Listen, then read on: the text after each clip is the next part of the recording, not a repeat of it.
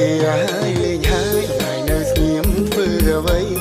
រំលេងហើយឆ្នាំថ្មីអនឡាញប្របីនៃខ្មែរគ្រប់គ្នាអើយរីករាយហើយអ្វីប្លែកតែលៀងមេមិនរំអើយនឹងគេតើអូនមានរឿងអ្វីទៅមានរឿងអ្វីទៅឆ្នាំថ្មីអើយជួបបងចិត្តអូនរំភើបពុនពេកតែចង់អើយទឹកភ្នែកព្រោះចូលឆ្នាំហើយគ្នា